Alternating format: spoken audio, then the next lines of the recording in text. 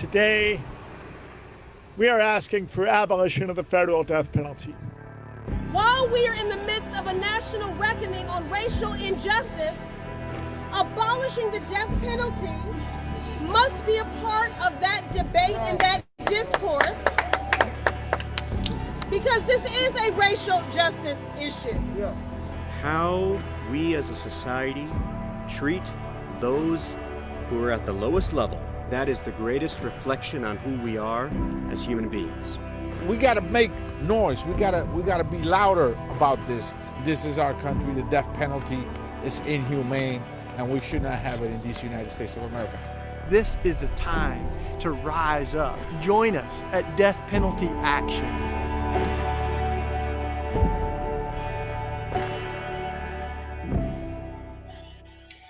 And good afternoon. No, it's afternoon where we're at. Good morning if it's still morning where you're at. And good night if it's good night where you're at. We've got people from all over the world, actually. People from South Africa, people from Jordan, people from all over this country, South America. We've seen people from everywhere. It's been amazing. An amazing week of action. My name is Bonowitz. I'm the director of Death Penalty Action. And we're one of the co-hosts, one of the co-conveners. There's many co-hosts, many co-sponsors.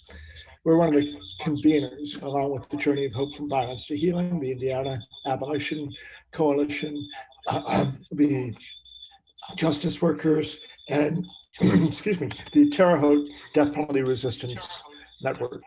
And I am now in Terre Haute in a hotel room, getting ready to go over to the killing grounds in a little while. Where we expect there'll be another execution, but last night there was an execution, as we all know. And I want to take a moment of silence just to reflect on not just Brandon, but also all of the victims of violence, everybody that's being, waiting to be killed, everybody that's waiting to kill them, but in particular, Brandon. So let's just take a moment. If you pray. Otherwise, we'll just be reflective.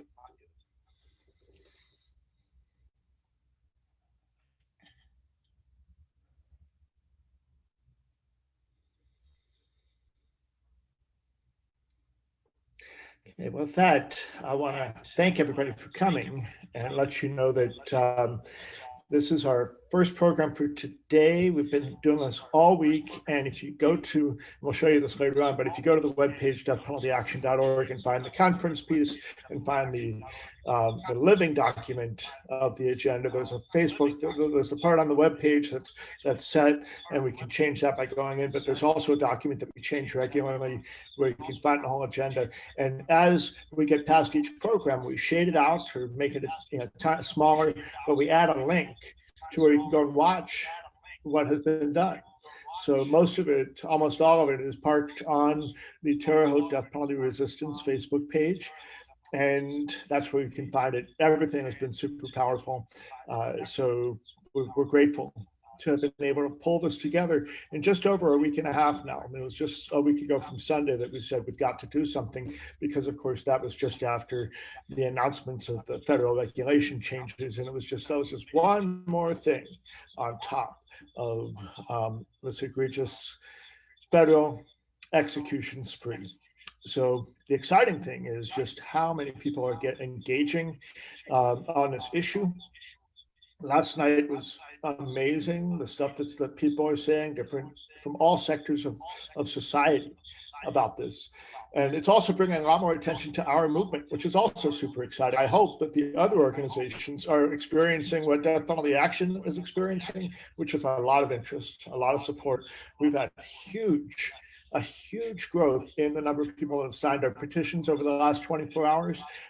In fact, we're doing another delivery to the White House, probably as we speak. It's being sent over of some 40,000 more signatures that just came in over the last 24 hours or so. So it's exciting. Anyway, today's program, I'm going to moderate it with our wonderful guests, Hannah Cox from Equal Justice USA's Conservatives Concerned About the Death Penalty. Frank Thompson is here from Oregon, former superintendent of Oregon prisons, although much bigger resume than we have time to talk about today, and he's here for the purpose of his work on the death penalty. And Frank, we're going to get to you in a little bit, but I want to introduce George just briefly. And George Kain is here from Connecticut. He is a police commissioner. He also was on the board. George, were you ever the board chair of Connecticut, the Connecticut Network to abolish the death penalty? I should say that abolished the death penalty, which they did, if I'm right, in 2012, right? And but George is coming here today in his hat as a police commissioner, and he'll be telling us more about that. But first, I want to ask Hannah Cox to start us off, give us a little bit more of an introduction of how you came to this work so people know you, and then kind of set the scene of what's happening with the whole conservatives getting active on the death penalty, and then to the extent that you wish, the law enforcement angle too. We're glad you're here. Thank you. Yeah, thanks for having me. I'm glad to be here and glad to hear about the tremendous outpouring of support you guys have been experiencing. We're definitely seeing an increased level of interest as well. So if there is a silver lining to any of this, that's definitely it. My name's Hannah Cox. I am the Senior National Manager of Conservatives Concerned About the Death Penalty, which is a project of Equal Justice USA. And I've been in this role for about 2.5 years. I came to work on the death penalty through a sort of unusual pathway. I was raised very conservative, Southern Baptist. My dad's a Southern Baptist minister. I was always brought up to support the death penalty, and honestly had just never really been around impacted communities or the system in general enough to really know what I was talking about. So I kind of was one of those people that just had a knee-jerk reaction of support. I thought it was something that victims' families wanted. I thought it was something that I would want were I in that situation. I thought it saved money. I thought it was a deterrent to crime. You know, I had all the usual assumptions that we all know to be quite false, but no one had ever taken the time with me to educate me. And so I was doing some volunteer pro bono work for the National Alliance on Mental Illness a number of years ago. And it was while I was doing that work that I first encountered the death penalty. They asked if I would work on a piece of legislation around the SMI, the severe mental illness exclusion issue. And I said, oh no, I can't do that bill for you. I'm not with you on that. And they said, you support the death penalty for people with mental illness? And I just thought, yeah, of course. You know, it was such a knee-jerk reaction. And they actually really sat with me and started providing me information and studies and just, you know, gave me the benefit of the doubt. They said, you're a person who believes in limited government. You're a person who believes in individual liberty. How can you stand for this system? Do you know this about it? Do you know this? And it worked, right? It got me to read and research. And I pretty quickly changed my mind on it and started working on this issue a number of years ago in Tennessee originally. And so that was my journey. And I find that many other conservatives have similar stories as well. It's something that they were just brought up and told, like, this is what the party supports. This is what we get behind. And they've really never sat down and thought about it much past that. And so typically, if I can even have 5 minutes with somebody just to present information, I see they change on this. Hannah, we're getting a request if you could move a little bit closer to your microphone. It might get you a little bit more audible for us. Thank you. Sure. Is that better? I think so. Okay. Rosemary, is that better? Let us know. Okay. But as a whole, I find that is a typical conservative journey. We are seeing a large number of conservatives who have turned against the death penalty over the past decade. Each year, we see about 10 different states that have Republican-sponsored bills to repeal the death penalty. Those have been successful in Colorado this year and in New Hampshire last year, where Republicans were really the difference makers in the total number of votes needed to pass those bills.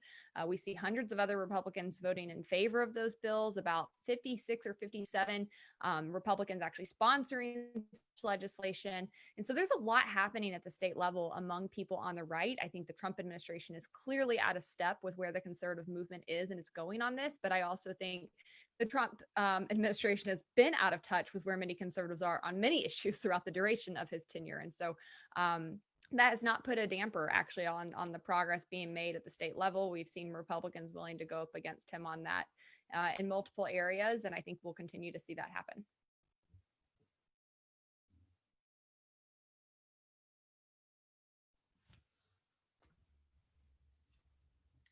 There we go. Thank you. Um, just turning off. Apparently, my other monitor was running, and I didn't even know it. And so, Hannah, that was terrific. We have a question for you before we move on to our next speaker, um, and that is from Andrea. She asks, um, "Could you describe what's happening in Ohio? We had a great victory there a couple of days ago, and also discuss the new emphasis on racial justice at conservatives concerned about the death penalty and Equal Justice USA's evangelical network." So that's a couple of things. But that's Andrea setting you up. All right. Well, I always love to talk about Ohio because it's definitely a very exciting topic at the moment. I kind of we only have, just so for people know, we only have about 25 states left in this country that still really have the death penalty. 22 have repealed it legislatively, 3 others have moratoriums in place. And of the 25 that still have it, over a third of them haven't carried out an execution in a decade or more. And so when we're looking at states that could be the next to repeal, to do away with it, I tend to group them in A-list, B-list, and C-list states. My A-list states are states that typically have small death rows. They haven't carried out executions in some time.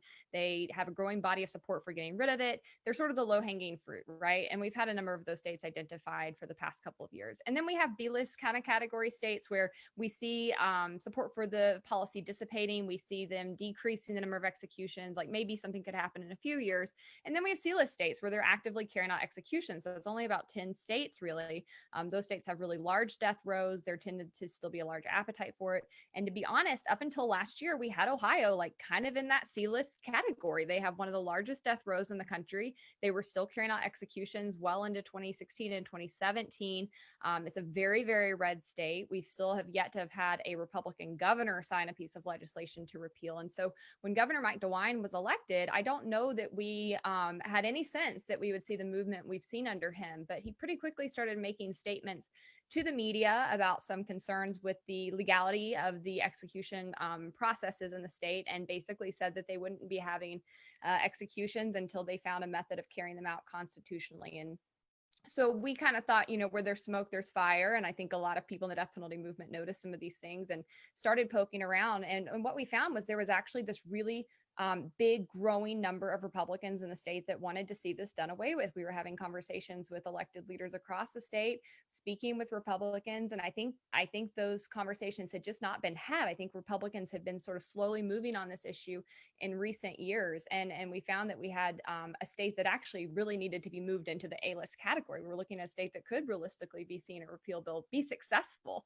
in the next year, in the next 2 years, and so we've become very excited about that. We're continuing to build a robust coalition of conservatives, and it's everybody from grassroots conservatives to stakeholders, murder victims, family members, people who have worked around corrections, faith leaders, and it's also grass top leaders. We have former Republican governors, we have former Republican attorneys general, people who have actually been involved in and even carried out executions, who have changed their mind on this system and now want to dedicate their time to getting rid of it in the state. And so we are just so excited about the potential there. I think all eyes on Ohio for the time being. It's definitely a big deal. And the thing about Ohio is, if Ohio overturns this death penalty, I do believe it will have a domino effect, just given the political nature of the state, the geographic location to other states that I think are teetering on the edge, like Kentucky and Indiana and Pennsylvania. And as a whole, I really think that could have an impact on other states' decisions near them. So we're just really thrilled about that. To her other question, we have begun to make racial justice a larger part of our bulk of work. And it's something that has always been a component of our work. We've always been concerned about the racial bias within the death penalty system. But I think as we have progressed, we have really begun to notice that there are not a lot of other right-wing criminal justice or other type organizations who are leading on this issue. And similarly to the death penalty, there are many aspects about the systemic racism in our system that fly in the face of conservative values. We see people turning against the death penalty because it fails to live up to our values of fiscal conservatism, protecting individual liberty, upholding the sanctity of human life, and ensuring we have a limited government. By all aspects, systemic racism also violates those values, also flies in the face of those principles. We cannot claim to be people who uphold individual liberty or advance a limited government when we have a whole group of people who are being disproportionately treated by our government, especially within our justice system. And so we are very much stepping into that lane. We continue to talk about this. We're trying to begin having deeper conversations with people on the right about what systemic racism is, how it got to be that way, what we need to do to address it, and really starting to try to elevate a movement of conservatives to lead on this issue. Thanks, Hannah. I have a question. As we're seeing, these executions go on, in particular, the way the Trump administration has been moving. Many of us are tired of having conversations with our Trump friends, but for those who still can have conversations with conservatives, and like my sister is a red hatter, but she opposes the death penalty. Do you have any advice for people? Just, how do we bridge that gap when we're talking about two people that are dyed in the wool conservatives, and they think their party says we have to do this, but they're actually leaning toward us? What do you do to push that domino over? Yeah. And I mean, I know it can be very difficult. I too face those obstacles in my work. And I think, when we're talking about something like the death penalty, or we're talking about systemic racism, it's very difficult to keep your emotions out of it because it's an emotional subject. We're talking about the value of human life, right? Like it's very normal to be emotional about it. But I try my best to remove that aspect when I am trying to approach people who have a different ideology of me, and take the temperature down a bit if possible, and really talk about it in a more theological or a more philosophical way, and walk them through why it is they support it, and maybe help them see areas where they're wrong. And I think, from my own experience, it's so important to do that, because I think if NAMI, I was volunteering for them, had attacked my values, had made me feel like a bad person, had put me down, made me feel stupid, like I don't know that I would have ever looked into the death penalty or been open to having that conversation and being wrong ultimately, right? And changing my mind. And so I love the book by Dale Carnegie, How to Win Friends and Influence People. And there's a chapter in that really talks about first finding commonality. And I think, as much as we have differences across political aisles and spectrums in this country, you probably can still find one or two things that you agree with people on, and start from there and branch out. And so I like to try to find that point of commonality. And then I like to find out why they support it. I like to hear what it is about it that they think is justified, or they think is necessary, and then start to slowly poke holes on that. Did you know about this though? Have you seen this study? Would you be open to reading this study? Would you be open to talking to my friend who is a murder victim's family member? Whatever it is that they're bringing up, addressing it with just basic data, basic facts, access to more information, not even trying to overwhelm them with information in the moment, which can be easy to do with this subject because there's just so much out there that proves our point. You kind of just want to throw it at people and see what sticks. But I think if you can give them information, let them sit with it, give them the capacity to go and absorb it, and then maybe come back to you and discuss it further, I think that can be a good approach. Thank you so much, Hannah. And people, I'll say again, if you have questions, those of you in the audience, we've really built a nice audience here. If you have questions, you can put that in the Q&A function. And then if it's just something that a panelist can answer and typing it to you, they can do that. But if it makes sense to tell everybody to share that question with the whole program, then we'll do that too. So Frank, are you ready? I see Frank Thompson is standing by, and Frank Thompson has become a good friend. He and I got to know each other. He and I got to know each other when I began organizing. Many of you may know the case of Troy Davis. Troy Davis was getting close to his execution time. And one day I got a phone call from Jeannie Woodford, who at that time was I think she was still the executive director of the California group Death Penalty Focus. But prior to that, prior to becoming an abolitionist or an on-the-face abolitionist, she was a warden at San Quentin Prison and oversaw 4 executions. And she called and she said, "Abe, what can we do about this case in Georgia?" And we brainstormed for a little bit and decided that maybe what we could do is have former executioners express their concern for what executing somebody who might actually be innocent, what that could do to damage people in corrections who have to do that. Because really, that's what we're asking people to do, innocent or guilty, in terms of the prisoners. When we carry out an execution, we have asked prison workers to take on a burden of killing a person who's defenseless and can't hurt anybody anymore.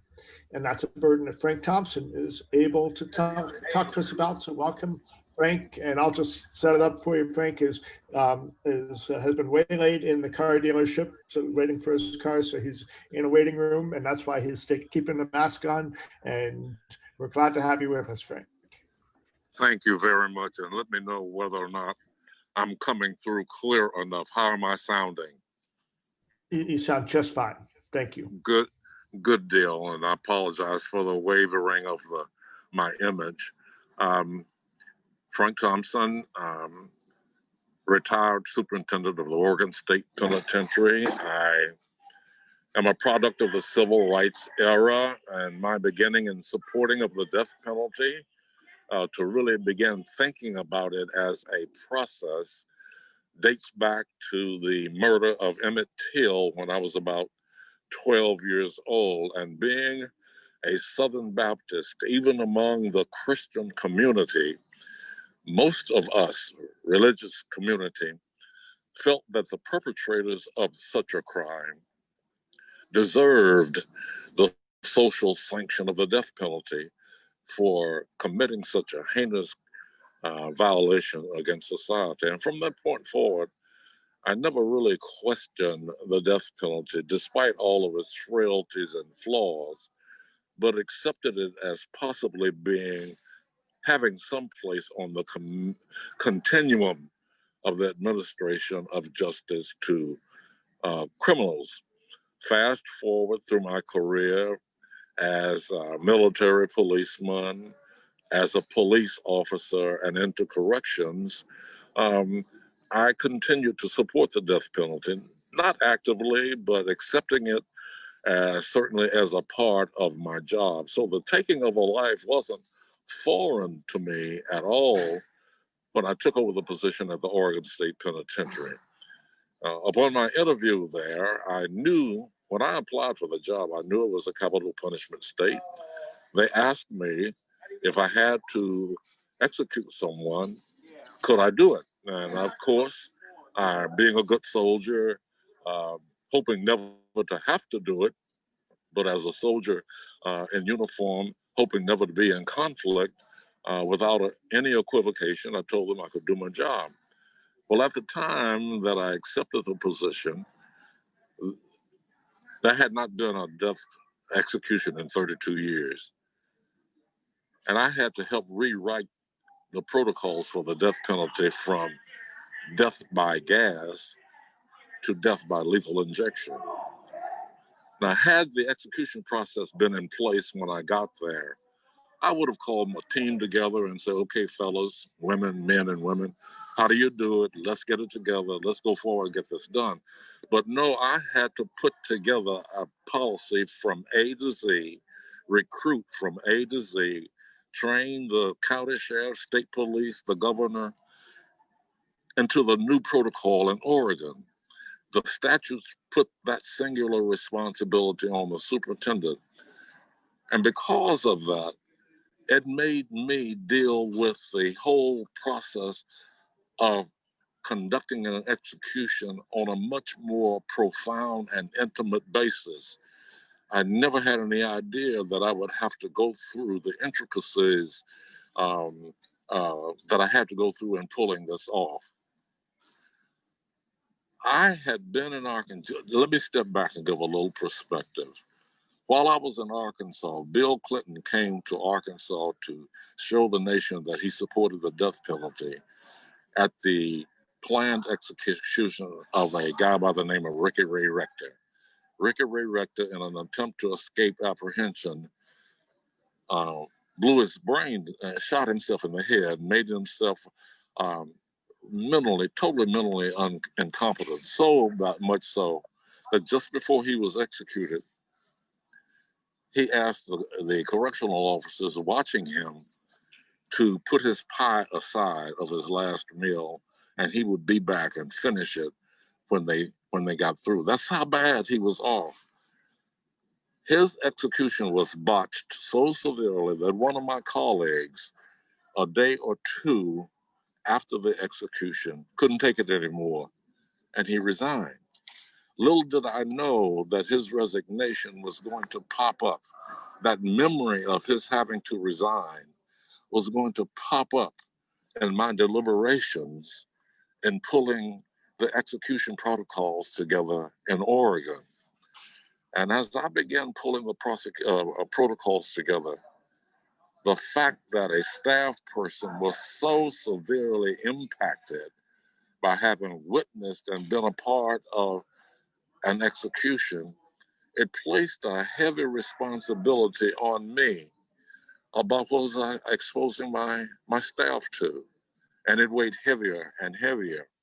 And in the process of training them, and their eyes were fixed on me, that's the first time any of them had been involved in killing someone. And I realized that I was taking them through a process that they were going through more premeditated, pre-contemplation of, and rehearsing how to kill a person more so than any person on any death row in the United States. And I became aware that for a policy that had no redeeming outcomes, and I'm a pragmatist, I believe in outcomes. Outcomes can convince me for or against most public policies. And I had already been aware of the flaws in the death penalty and being concerned about my staff on one side and the abject failures of the death penalty as having any positive outcomes just began to work on me as I was pulling the first execution together. And that hadn't been one in 32 years. I don't remember pulling my staff together and say, hey, look, I'm having some internal issues with what we're having to go through. But it became apparent to my staff in various conversations, and I did let them know we're good soldiers. This is the law. We put the uniform on. All of us are volunteers except for myself. I was bound by law. They stuck with me, and we went through it, and it didn't get any easier as I went through the first and the second execution about this whole notion about what we're asking men and women, innocent men and women, to go through and witnessing, hands-on touching, watching, and waiting for that last heartbeat. What we are asking of them in the process of killing a human being. It's no longer a matter of killing a convicted felon who did this. You're killing a human being. No more than we would willingly send a soldier into conflict where there's not likelihood that he or she will prevail, should we send men and women into an execution room to take the life of a human being in the name of a public policy that cannot be shown to work? What kind of sense does it make?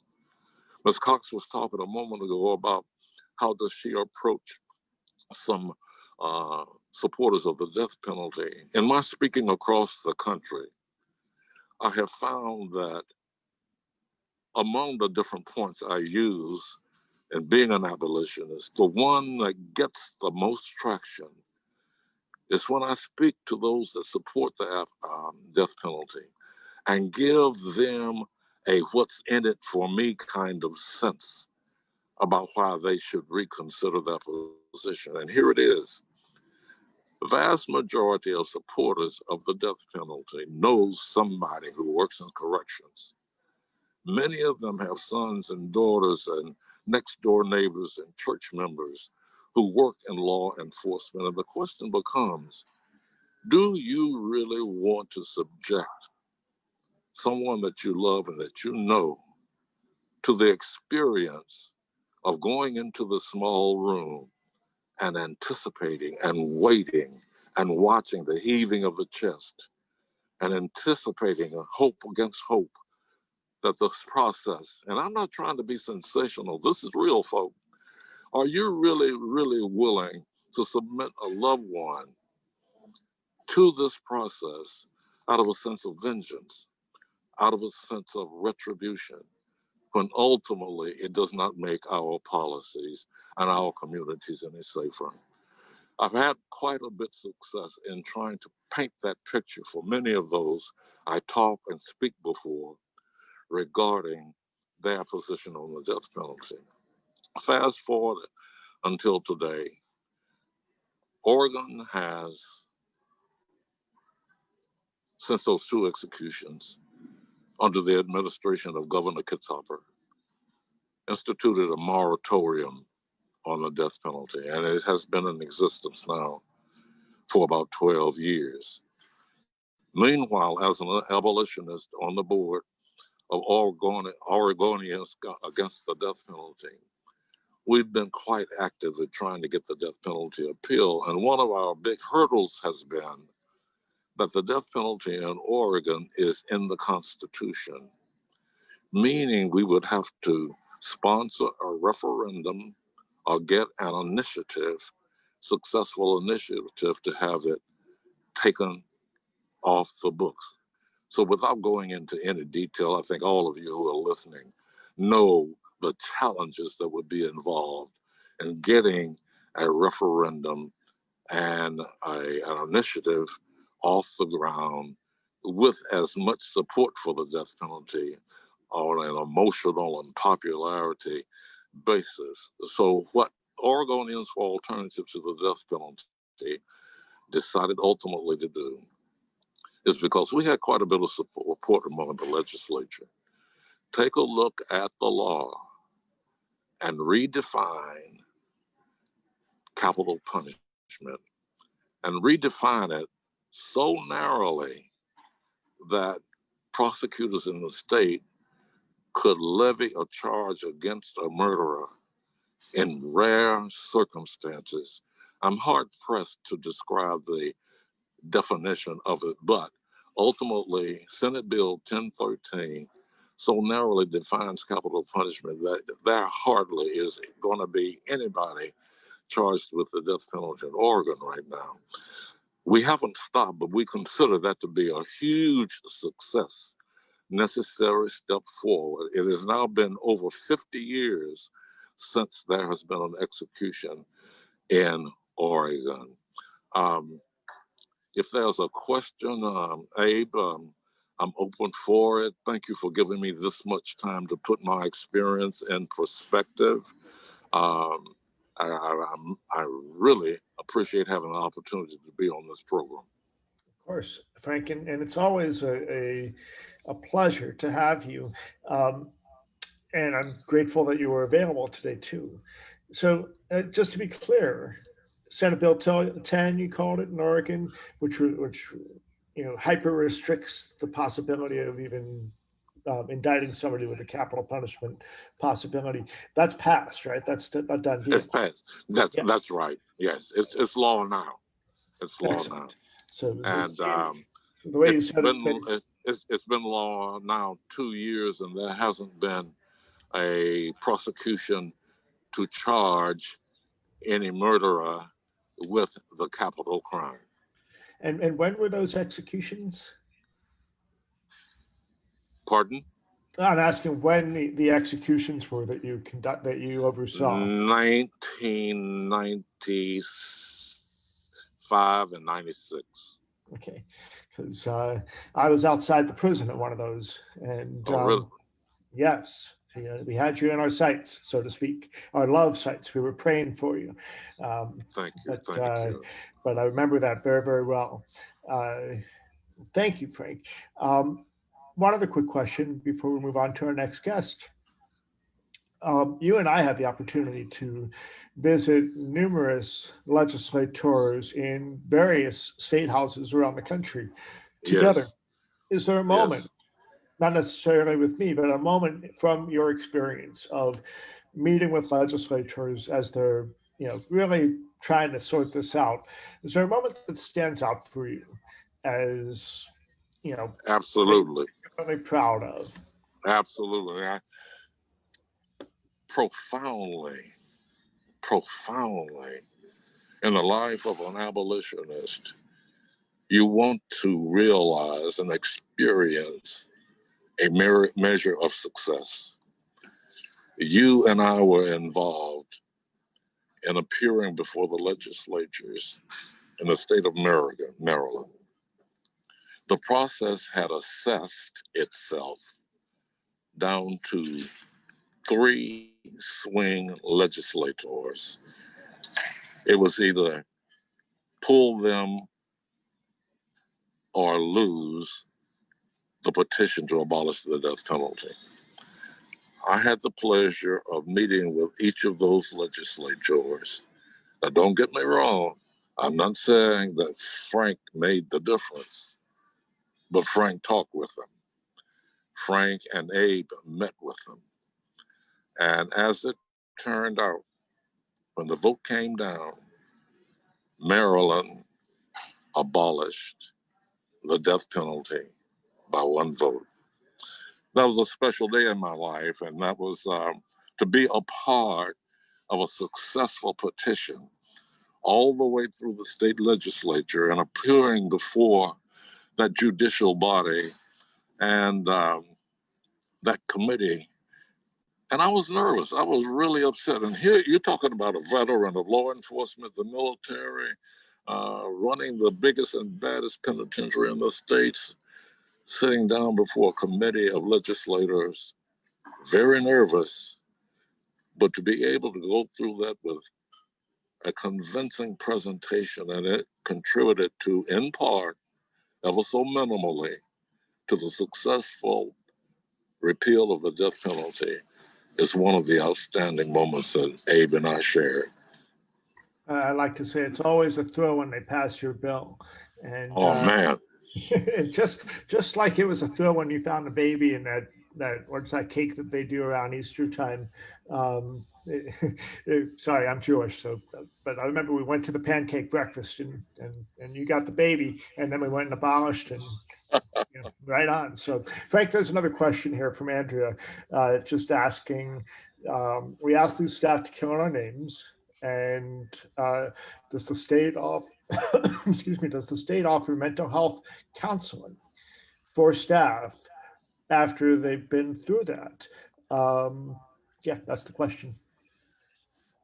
What kind of services do staff who carry out executions given access to mental health supports? This really comes in 2 parts. We made it clear to all of our staff that counseling services, psychiatric services were available. As a part of our training process, we would have professionals come in and meet with our staff and let them know how they would be prepared to work with them, gave them personal phone numbers, and etc. That service was available. Even though there were staff I worked with who were so negatively impacted that some of them resigned their job rather than stand the risk of having to go through another execution. I'm not aware of a single one of them that took advantage of those services. Now, the counseling professionals and the psychological professionals would meet with us during our debriefings, which went on for about a week after each execution. I mean, every dot, every T, every evaluation gave everybody an opportunity to vent and express their concerns. They met, but not a single one, as I know of, took advantage of it. And I did reach a point where I talked with the counselors and some of the other correctional professionals, knowing that some of my staff had been bothered as to why none of them took advantage. And one of the counselors, who was a correctional professional, said, "Frank, you should know this. Men and women in uniform, that's a tight peer group. and to admit weaknesses, frailties. They just sort of suck it up and just hang in there, hoping not. And it was like, bingo, I've been there, done that. And so that's another one of the lingering, damaging kinds of harms that we can perpetrate against our staff, forcing them to internalize and carry guilt, regrets, having nightmares. You should hear Ron McAndrew, another superintendent, who describes seeing the inmates that he's participated in executing come and sit at the edge of his bed, and it will wake him up in the middle of the night.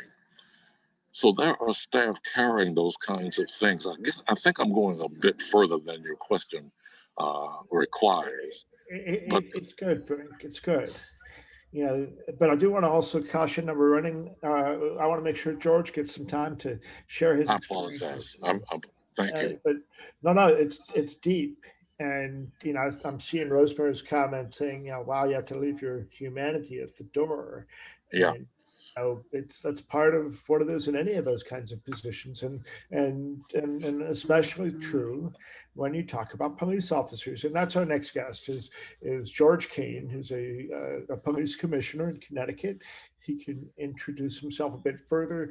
George wears a number of hats, but George Kain, welcome. Thanks for joining us today. And I do want to say, I've seen some of the other questions here, and actually one that probably applies to George too, that he's probably going to answer is just asking about, you know, how do states that don't have the death penalty keep it out? And that's the position that you're in now. So George Kain, welcome. Thanks for being here.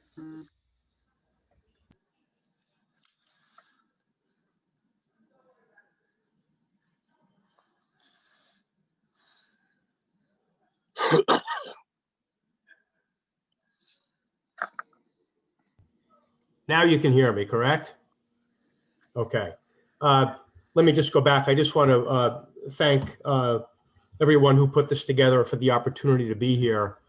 As I was listening to Hannah and to Frank, I was thinking to myself, what a blessing it is to be a part of things like this, because just when you think you've heard it all, just when you think you've met everybody with every angle and it's just amazing to me to listen to our personal stories. And although it's not just the personal story, it's what's going on behind that, what happened before, where it's brought us to, and where it's bringing us to.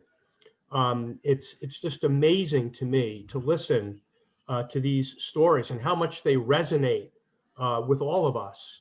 And so to that end, I just want to thank Hannah for all the things that she shared and all the things that she said, because I was going to say them. So I'll have to start and go a little bit different direction with where I was going to go. But actually, you know, I was thinking before we came on today about, you know, the season that we're in. And one of the things I'd like to say, the side effects of having been involved in this movement for, I don't know, 25 years now, is that it's given me a renewed sense of the need for a deeper faith and a deeper trust in something far greater than myself, because the reality is that we're all in need of something greater than ourselves. And for me, my faith has really informed my movement through this whole process in looking deeper and trusting deeper. And I have to start by saying, I think the real reason for that was I once supported capital punishment. I was very adamant about the fact that as a law enforcement officer, having a death penalty kept me safe, that people would think twice before they would take a shot at me because I was a law enforcement officer, that they would fear the death penalty, and that would prevent them from taking a shot at me. And I've learned over the years that kind of thinking, that flawed thinking of the rationality of all of this, it's just absurd. People ask me all the time, so what was it that finally changed your mind? What was the thing that happened that really pushed you over the edge? And I'm going to give the same answer to that question that I've given for as long as I've talked about this. I don't remember, but I do remember this. When I was first asked to teach a course on the death penalty and in corrections at the university that I now teach full time at, I said, of course I'll teach issues on the death penalty. I know it backward and forward. It's something we need. It's something we have to protect us. I'm all set for that. And I thought, as I looked at the textbook and I started flipping through the pages, I said, well, let me just do a little bit more homework on this to make sure that I have all the questions ready to be answered for these young punks that are going to come in and tell me how wrong the death penalty is. I'm being honest, that was my point of view. And I have to tell you that when I started to read in a textbook, which I had never done before, about the realities of the death penalty, how arbitrary it is, how people are selected or not selected for the death penalty. And I read the Furman versus Georgia case, all 697 pages of it. I remember when I read it, I was horrified that I worked in a criminal justice system that I thought made sure that every I was dotted and every T was crossed before we would subject someone to the ultimate punishment that we could mete out to make sure that we got it right. We have yet to get it right in this country. So that was an eye-opener for me. And little by little, as I began to investigate more and more about this death penalty thing and about how people, how their rights have been trampled on and how it's racially biased and every argument that has been brought to the forefront since that time, it just shocked me. And I had no choice but to say, we cannot be part of a government that is part of this. We can't afford to do this. And when I read that there were innocent people that were exonerated off death row and innocent people that most probably have been executed before they had a chance to be exonerated, I thought, how can I be a part of this? How can I talk and live out a life of justice when justice was not being served? And I just want to share, I think, to answer the question about what was it that finally did it for me, I remember going to a conference in Pennsylvania, the NCADP conference in Pennsylvania, and listening to Sister Helen Prejean speak for the first time in person. And I've read her books and I've seen her on TV, but I remember being in a room filled with surviving family victim members and hearing the horror stories that they went through, being told by a system of justice that they would feel better once the person who executed their loved one was killed, that it would bring closure, that it would make them feel better. And I'm not here to speak for all surviving family victim members. I can't do that. But I was surrounded by hundreds of people that were talking about how their life was made more miserable and how they suffered more pain and more anguish and more sorrow at being dragged through a system that promised them that it would make them feel better when their loved one, when the person who killed their loved one was executed. I remember walking out of that conference, jumping on the plane to get back home and thinking to myself, not only can I not be against the death penalty, I have to get out there and speak actively to be against it, because I can't be part of a system anymore that sits back and watches the injustice that occurs happen if I'm going to be effective in my job. I'm a police commissioner in Richfield, Connecticut. Been doing that for 21 years now. I'm a retired state probation officer. That's what I was doing when I was teaching as an adjunct. And I also teach now full-time at the college. And I thought, how can I teach my students about the justice in our system when I am looking at abuses that happen left and right, and most importantly, that the victims are being made out to be the ones that are suffering.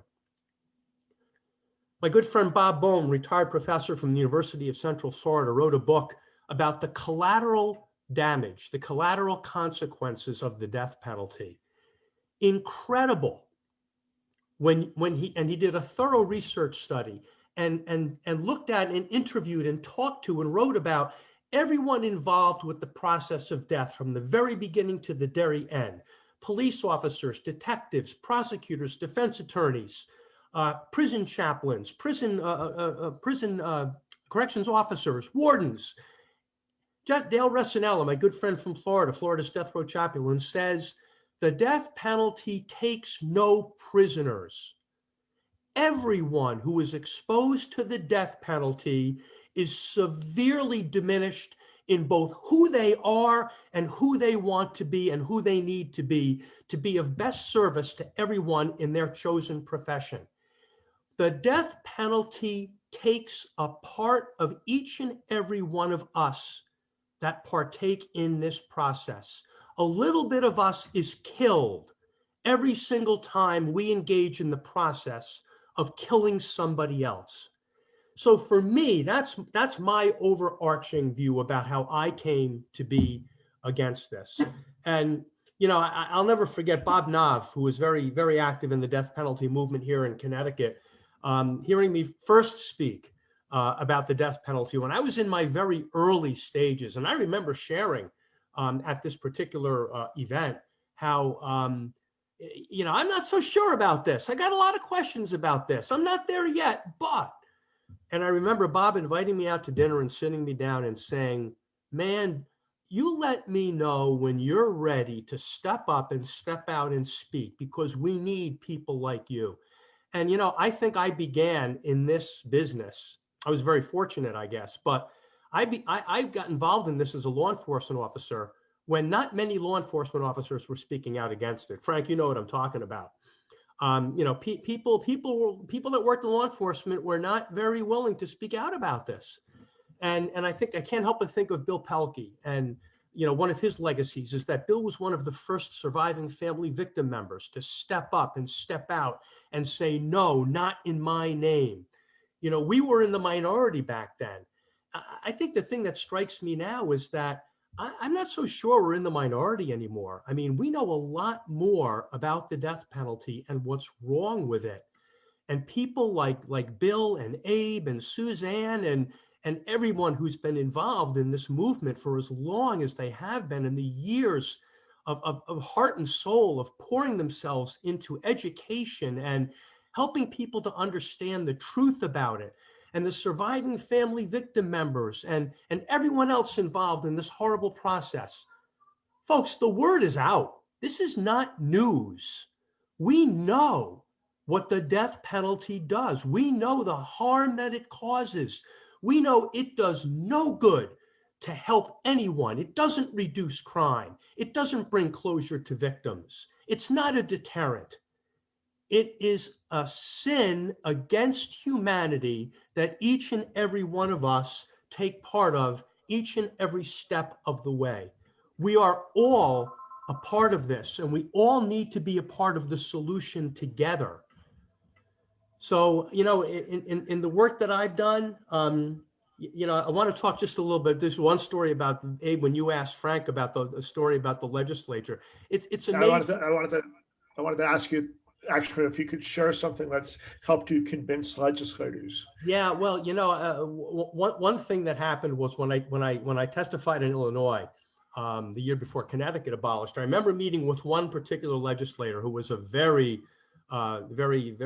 much supported by police and law enforcement. I remember meeting with him in his chambers, and he sat down with me, and I said, listen, he said to me, I want you to know something. He said to me right up front, he said, I want you to know something. He said, I am pro-law enforcement. And I said to myself and to him, I said, no kidding. So am I. And it was almost like he was trying to say to me, I'm here to support cops. Well, guess what? I'm here to support cops too. And it I don't know that it led to his changing his vote or anything like that. One of the things that happened the night that the House in Illinois voted to repeal the death penalty, there was a story that was circulating. I might not be absolutely positively sure about the particulars, but it goes something like this. There was, and this is where faith comes into the. Just no names. We're not allowed to No give names. names. No names. No names at all. And I remember talking about faith being a part of this, behind the scenes, in front of the scenes, beside the scenes. Apparently, there was a Catholic legislature in Illinois that had promised his wife that he would not support the death penalty and he would vote to repeal. And it was a promise that he made to her, and they were Catholic. The night of the hearing, apparently, a legislator got a hold of him, and there was a bill that he was interested in, and he decided to flip his vote. And he was going to vote to keep the death penalty in Illinois and not vote to repeal. Well, we had caught wind of it, and one of the people in the Illinois coalition said, I think I've got some homework to do. Well, this particular person picked up the phone, called the wife of the legislature and said, do you know what your husband is going to do? So she said, oh, really? I'll take care of this. She hangs the phone up, she picks it up, she calls the legislature. One of the runners for the legislator goes onto the floor, pulls the legislator out of his chair, and his wife says to him allegedly, hey, I heard you're going to flip your vote. Well, let me just tell you that I've packed your bags and they are sitting out on the front porch. Don't bother coming home. We're done. And hung the phone up. And he came back in and he changed his vote. And if I'm not mistaken, Abe, help me out here. I think it was one vote that happened. It was one vote. They started to have the vote, and I couldn't believe it in Illinois. They were in the middle of counting the votes. I mean, you could see the tally board going, and the bill sponsor said stop, and she stopped the voting because she saw something she didn't like, and they took a break. And we were standing, I don't know if you remember this, we were standing outside the bars. In Illinois, they've got doors to the chamber, and then like these brass railings that keep a corral, and you could send a note in with a page to get somebody to come out and stand outside the bar, and the legislator will come and lobby with you. Anyway, the bill sponsor, Karen Yarbrough, she comes running out, and she says, yeah, so-and-so's wife said she would kick him out if he didn't change his vote. So we're going, and there it was. We passed our bill in Illinois. Yeah. So we're getting tight on time here, George, and I want to thank each of you. We're not done yet, but I want to come back and just say, let's see, I'm working with the questions, and we got a couple in here. George, you're a good one for this, and actually Hannah, coming out of the gun movement, right, might have a good answer too. So is the existence of the death penalty linked somehow to the prevailing gun laws, so that so many people possess firearms in the U.S.? Anybody want to take that? Hannah, why don't you do that?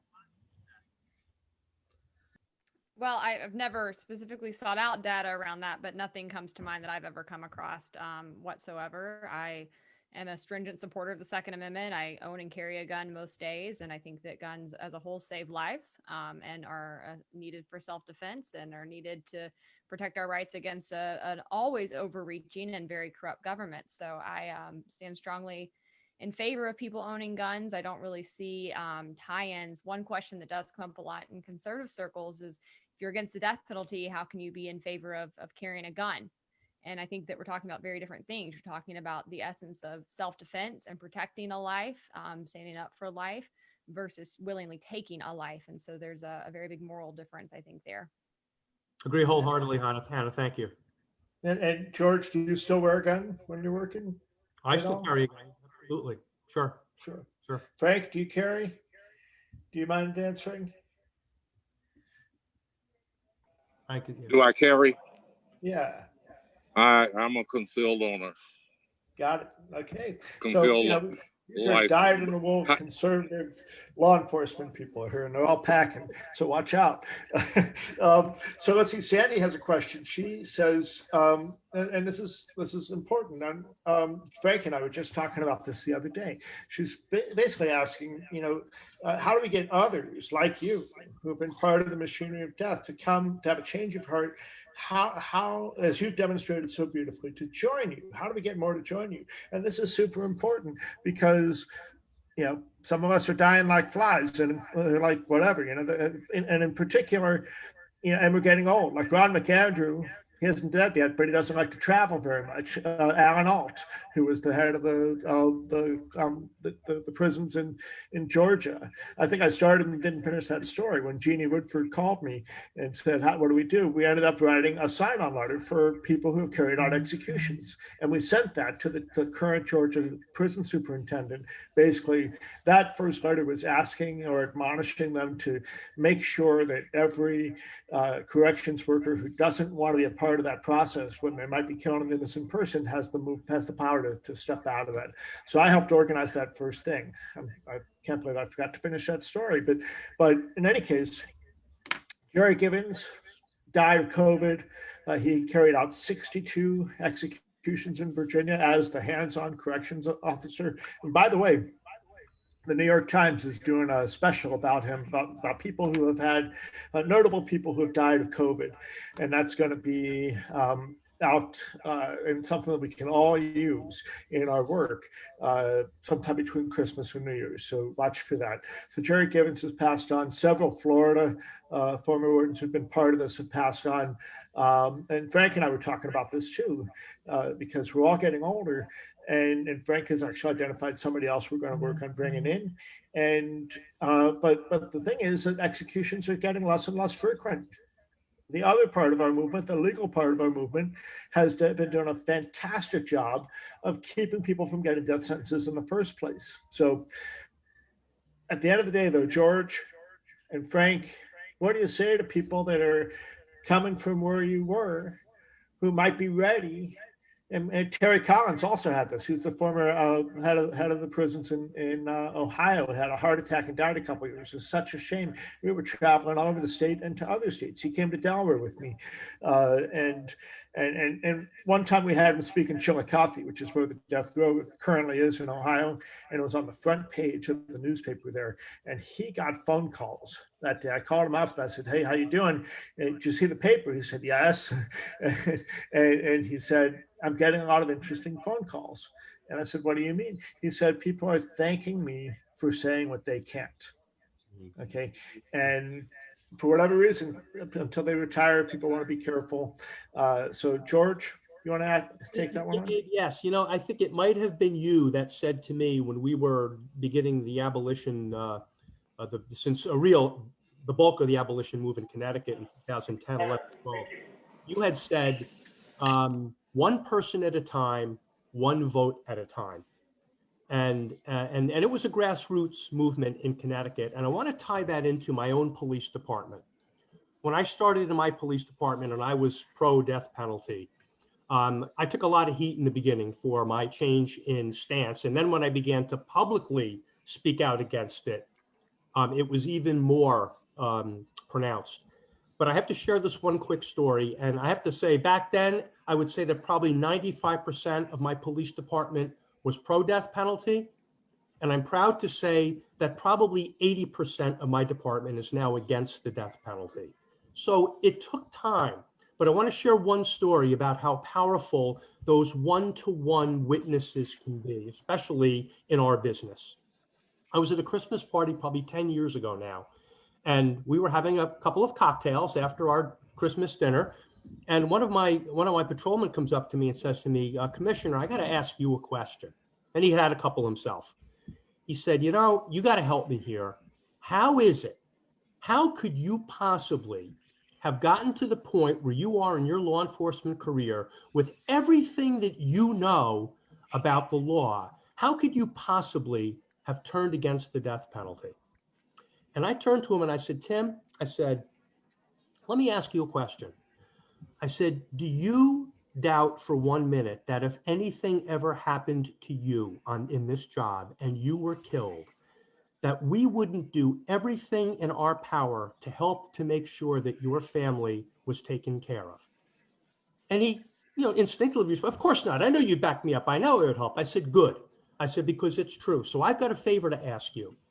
I want you to promise me that if I'm murdered, that you will make it your business to make sure that my killer does not get the death penalty." And he looked at me and he shook his head and took a sip of his beer. And he said, "Why in God's name would you ever want me to do that?" And I said, Tim, because you and I both know how the system works. You know that every single time the case is brought up, whose picture is going to be on the front page of the newspaper? Mine? No, his. How my family, how my wife and my daughter are going to be dragged through this process and be told lie after lie, the same lies that we tell people about how we're going to fix everything and we're going to make it right, and the bad guy's going to pay and you're going to be better. I said, I'm sorry. I don't want my wife and I don't want my family to go through that. So please promise me that you will make sure that if I'm murdered, that my killer will not receive the death penalty. He looked at me, he put his head down. I put my hand out, and it took him about 10 seconds, but he put his hand out and he shook my hand. And I said, deal? And he goes, deal. I said, we're not done yet. I said, what about you? What do you want me to do for you? And he just pulled his hand away. He followed me outside the restaurant half an hour later, and he came up to me and he said to me, you SOB. He said, you're right. Darn it, you're right. Of course you're right. That's crazy. If I really think about it, oh my God, I wouldn't want that to happen to my family. So that little opportunity to just share with someone and to make it personal of how it would be for you, what would it be like for you? And then thinking of what it would be like for all these victims. I think back to that. I'll never forget that because it was such a powerful moment. And I think that one person at a time, one vote at a time mentality really does make a difference. Thanks, George. Frank, I see you. Did you want to address that question too?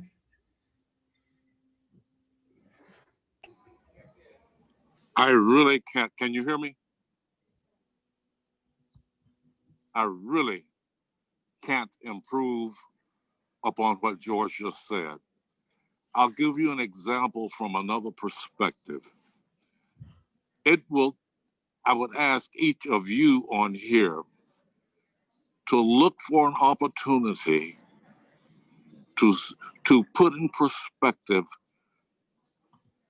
with a supporter of the death penalty, a what's in it for me kind of realization from a personal standpoint, like George did with the person he was talking to. Somehow or another, ask them, would they want their next door neighbor or their son or daughter who's in the military to be sent in combat into a conflict where there was very little chance that they would survive, a very little chance that they would not be a casualty? 95% of them, death penalty supporters, would not want to put. Then ask them, do you know anyone that works in the correction system who stands a chance of being sent into a room, and graphically describe what it is? And don't worry about it's being sensational. Speak about the heaving of the chest and the eyes rolling back and standing there waiting for the sound. And actually, a successful execution calls for your waiting to. If you hear a dying inmate sort of snore, that means that that person is in a deep sleep. Talk to them about what they have to witness in the process of killing a human being. And ask them, would they want their friend or their daughter under those circumstances? And don't force them to answer. Just leave them with it. Just leave them with it. I guarantee you, your message will ring and they'll become disciples. I've seen it work. I've had people come back to me after a presentation and email me and say, I didn't want to speak up, but there are those who knew that I was been a powerful advocate of the death penalty. But thank you, Frank. You've given me something to think about. And if I can get a supporter of the death penalty, at least say, you've given me something to think about, I've won. Mm-hmm. Thank you, Frank. And just quickly, we had a conversation the other day about you reaching out to a colleague, another former executioner that, have you had that conversation yet? Is he ready? Pardon, say what now? Have you What did had you that say? the conversation with your friend from Florida? Is he ready to Oh, go? I'm on hearing aids on Bluetooth, and I missed that question, Abe. I apologize. It's Don't. okay. Okay. Can you hear me now?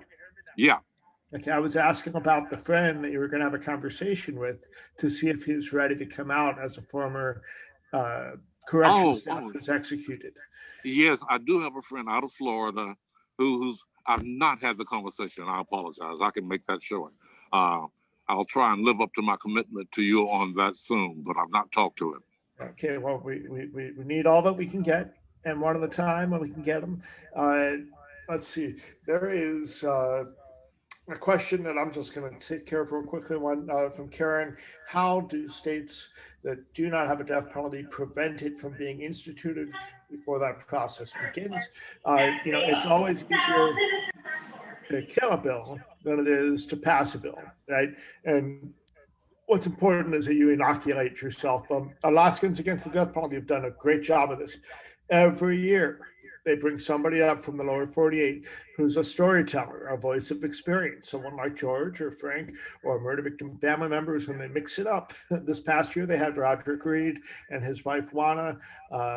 You may have heard them the other night when they were talking about Rodney Reed, and they come up, they tell their stories, they get in the media, they help people see this is why the death penalty is a bad public policy. And that's what Death Penalty Action can help you do. Conservatives Concern and Equal Justice USA can help you do that. And to that end, I want to ask Hannah to come back and give us a parting word and also tell us how do we engage with conservatives concerned about the death penalty. And while we're at it, anything you want to say about the broader program at Equal Justice USA? We had a panel with them yesterday. I've got to leave, Abe. Thank you, Frank. Folks can connect with us at conservativesconcern.com. We also are on social media at our acronym, which is @CCATDP. We are going to be very involved in Wyoming in the coming year, though we're waiting to see when their legislature is coming back. That's very much up in the air due to COVID, as I think a lot of states are. So timeline is a little fuzzy right now, but I do believe we'll be seeing some movement in Wyoming this year, continuing to organize in Ohio. So those are two all hands on deck states. If you're in another state, there's still plenty to be done. Reach out to us. Let us know. We'd love to program you in and find ways that you can talk to other conservatives, talk to your lawmakers. And if you're somebody who's not a conservative, we'd still like to teach you how to talk to conservatives, what messages work with them. So check out our website. And I think the best thing you can do is try to reach across the aisle and find people who hold different beliefs than you. Just have those personal communications, those relationships. I think those go the furthest. And there's a lot of good folks on this call doing that very thing. So appreciate all of your work.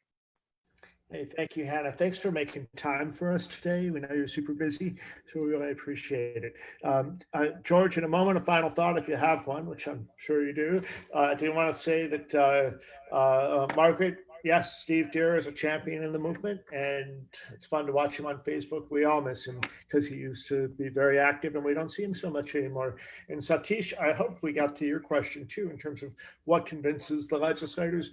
It's the same thing as convinces anybody. What convinces people to move is saying something that they need to hear. And how do you say something to somebody that they need to hear? You listen to them and you ask questions. When I'm often wearing a t-shirt, this is a pretty innocuous t-shirt. Usually I have one that says something like "Stop Executions," and really bold. And that sometimes prompts a question in the supermarket or at a restaurant or whatever. Hey, why do you think that way? And we have a conversation, and I try to turn it around and say, well, what do you think about it? Without even being pointed or angry or suggestive, I just try to turn it around and ask them to tell me where they're coming from. And when you hear from somebody about where they're coming from, then you can begin to plant seeds of doubt, if you have them to plant, on whatever their issue is. Okay, and that's exactly how you help people move along a continuum of shifting where they're thinking. So, but we all get to practice that. I can tell you I've made plenty of mistakes, and the way you learn best is if you learn from your mistakes. So George, a final thought, and then I'm going to show everybody something real quick before we go. And I want you all to remember there's another panel coming up at 3 o'clock. And then at 5 o'clock, I'm sorry to say, as far as I know, the execution is still on. So we'll begin our virtual vigil, which is going to be super special today. We've got some interesting, amazing guests. We might even have a member of Congress join us. So that starts at 5 o'clock at the same link that you used to get onto this panel. And if you're watching on Facebook, it'll be broadcast there too. So George, final thought. Yeah, a perfect segue in talking about the mistakes that we've all made and all that kind of thing. And, I think in this season that we're in right now, and I'd be remiss if I didn't say Happy Hanukkah to all of our Jewish friends, High Holy Days. In this season of preparation and reflection and repentance, which leads to new life. I think thinking back to what Sister Helen Prejean said the other day when she was on, it stuck with me, and I'll just leave with these final thoughts and words, and maybe even a prayer, if you will, from her in what she shared. She talked about walking with inmates who are on death row to their execution, and talked about God energy being present at that moment, that somehow these inmates, these condemned men, got the grace and the peace and the dignity to be able to face their own death in light of the promise of new life after this. And she said this: may their deaths awaken our hearts and be a redemptive catalyst for all of us, and call us to blow on the coals of our souls to put an end to the death penalty. Thank you. Thank you, George. And now I'm going to share my screen and show you just a couple of things real quick on our way out. There we go. So this is the webpage, Death Penalty Action, and you click on the banner there to get to the conference page. I just want to make sure you can see that if you get to right down here where it says co-sponsor the event, which you're all welcome to do, and then keep going down to visit the live official document. That's where you can find in a few hours a link to this program, and also links to all the ones we've already done. We started on Sunday. So we did one on Sunday, and I think 3 on Monday, and 4 on Tuesday, whatever it was, they're all there. And you can go back and see what you've missed. And also if you heard something here today that you think was important for somebody you know to hear, you can send them the link. So that's what's here, okay? The other thing is super important. We're working, we might even have a member of Congress on the virtual vigil today. You might have seen Sister Helen and Ayanna Presley, who's the sponsor of House Bill 4052 to abolish the federal death penalty. You want to be doing anything you can. It's on all of us to do everything that we can to help Congress get teed up for the next Congress, so that when we get the bill, and when the bill is introduced again in the new Congress, that it has traction, that it has lots and lots of co-sponsors, that the president, who has pledged to help make this happen, sees the momentum. And to do that, you just go to this page right here, you click on the Visit Our Federal Action page. But before you go, click over here and sign the petition to Joe Biden, and click over here and sign the petition to Trump. But then go over to the Federal Action page and take all the steps. There's a whole long list. And maybe not everybody can do every one of them, but if we all do something, that's important. The other thing to do is come to this page, this all on the front page of deathpenaltyaction.org. Here's Shane Claiborne, who came into this movement through his experience as an evangelical Christian. And he could have been on this panel too, as a conservative coming from that perspective. In any case, he's now he is the chairman of the Death Penalty Action Advisory Board, and constantly he's coming up with ideas. Abe, let's go do this. That's why we were at the Department of Justice yesterday, risking arrest and putting up crime scene tape at that crime scene. But in any case, here's Shane Claiborne. Find this on the front page of Death Penalty Action. Find the share button and share it, and let people get inspired the way you're about to be from this video. And we'll see you on the other side.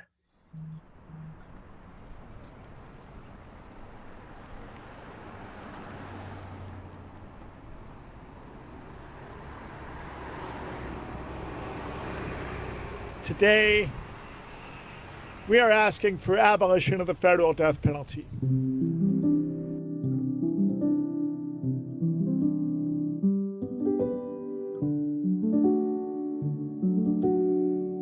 While we are in the midst of a national reckoning on racial injustice, abolishing the death penalty must be a part of that debate and that discourse, because this is a racial justice issue. My name is Roderick Reed. I'm the brother of Rodney Reed, an innocent man on Texas death row. There's a great need for people to get involved and realize what's going on. These state-sanctioned murders, these federal-sanctioned murders, they are just that, they're murders. When it comes to the death penalty, we stand alone among our peers, our peer nations around the world. And we're usually in the top 10, sometimes the top 5 of the most executions in the world. Donald Trump has now executed 5 in the last couple months. He's got one scheduled for today, and he's got one scheduled for Thursday.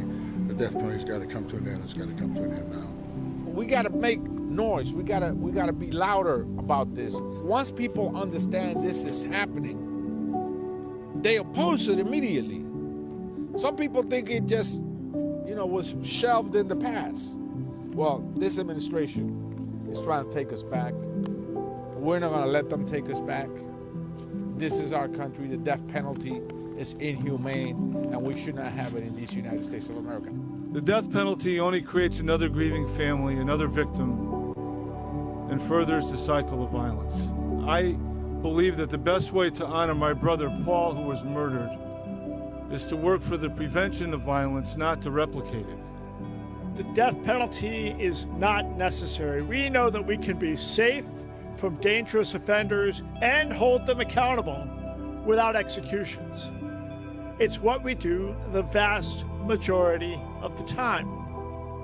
My son had 3 execution dates, and there were 3 dates where he was to be released. It is an emotional roller coaster no family should have to live through.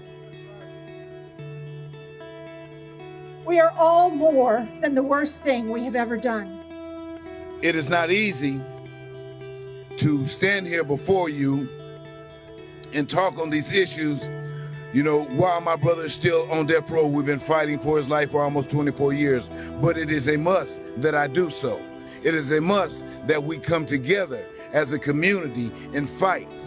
How we as a society treat those who are at the lowest level, the condemned, the guilty, that is the greatest reflection on who we are as human beings. So join us and please support this cause. There are real lives at stake.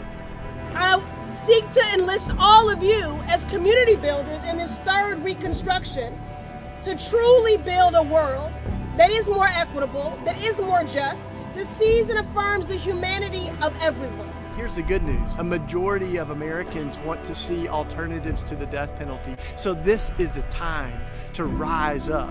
Join us at Death Penalty Action. Go to our website, support what we're doing, join some of our public actions. This is a time that we need to raise our voices for life, and we need to stand against death in every ugly manifestation it has, including state executions and federal executions in America.